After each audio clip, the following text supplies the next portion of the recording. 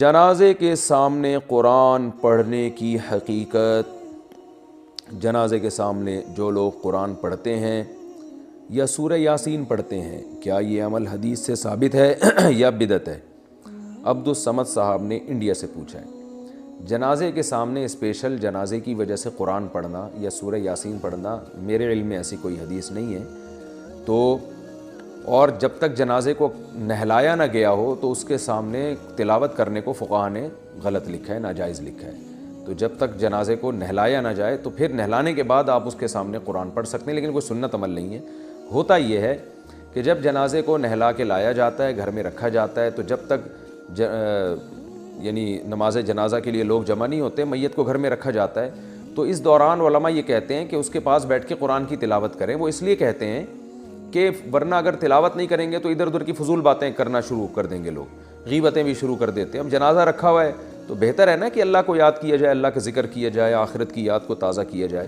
تو علماء اس لیے کہتے ہیں کہ وہاں بیٹھ کے قرآن پڑھ لو یا سورہ اخلاص پڑھ لو، سورہ یاسین پڑھ لو، کوئی بھی سورت پڑھ لو، تاکہ آپ فضول چیزوں میں اپنا ٹائم برباد نہ کریں، اس وجہ سے کہا جاتا ہے۔ اور اس میں پھر جنازے کے میت کے ایصال ثواب کی نیت بھی کی جا سکتی ہے، کیونکہ اس میں بہرحال فقہا کا اختلاف ہے کہ میت کے لیے قرآن پڑھنا جائز ہے یا نہیں ہے۔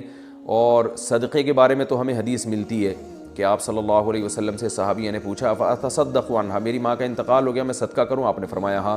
تو جمہور علماء نے اس سے استدلال کیا کہ جب صدقہ بھی ایک نیکی ہے تو وہ نیکی پہنچائی جا سکتی ہے میت کو، تو اس میں ایک علامت بیان کی ہے کہ کوئی بھی نیک عمل پہنچایا جا سکتا ہے، تو قرآن کی تلاوت بھی نیک عمل ہے۔ بعض فقہا کہتے ہیں کہ نہیں، صدقہ تو جائز ہے کیونکہ حدیث میں صدقے کا ذکر ہے، تلاوت کا ذکر نہیں ہے، لہذا تلاوت جائز نہیں۔ تو اختلاف رائے ہے اس میں۔ بر صغیر میں چونکہ فقہ حنفی کو فالو کیا جاتا ہے، اور میری رائے میں فقہ حنفی کی دلیل بہت مضبوط ہے، کیونکہ احادیث میں آپ صلی اللہ علیہ وسلم نے ہمیشہ اصول یہ رہا ہے کہ جزئیے کے ضمن میں کلیات سکھائے جاتے ہیں۔ جیسے قرآن میں آتا ہے نا لا تقل لہما اف، ماں باپ کو اف مت کرو، تو یہ ایک مثال ہے، مطلب یہ کہ تکلیف نہ دو۔ تو اسی طرح جو حدیث میں آتا ہے صدقہ کر سکتے ہو میت کے لیے، تو ایک مثال ہے، مطلب یہ کہ کوئی بھی نیکی کی جا سکتی ہے۔ اور دوسری بات یہ کہ حنفیہ کا جو قول ہے نا، اس میں ذرا وسعت زیادہ ہے، اللہ کی رحمت کو آپ پھیلا دیتے ہیں کہ بھئی اگر میت کے لیے تلاوت بھی جائز ہونے کا ہم فتویٰ دیں گے تو اس بہانے لوگ تلاوت کریں گے، ثواب حاصل کریں گے، اور اللہ سے امید ہے کہ اللہ اس میت کو ثواب پہنچائے گا، تو اچھا ہے نا، اللہ کی رحمت سے اچھی امیدیں لگائیں۔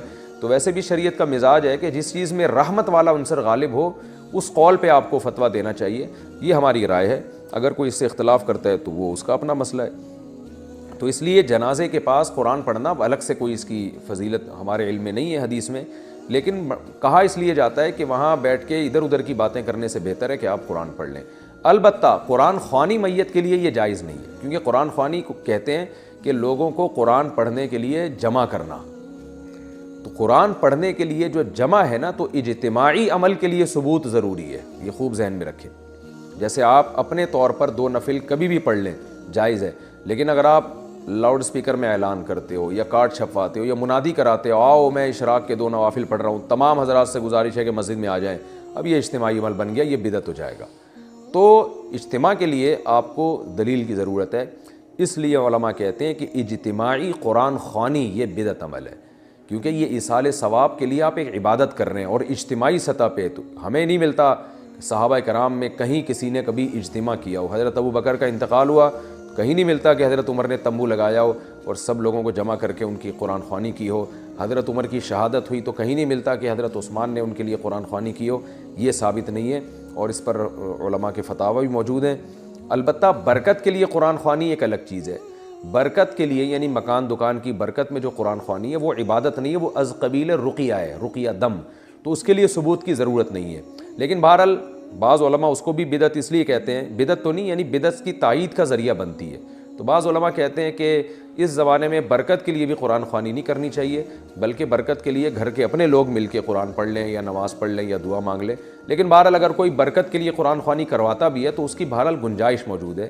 احتیاط اسی میں ہے کہ اس کو ترک کیا جائے، کیونکہ لوگ ایصال ثواب اور برکت والی قرآن خوانی میں فرق محسوس نہیں کرتے، تو وہ دونوں کے ایک ہی سمجھتے ہیں، اس سے پھر بدعت کی تائید ہوتی ہے۔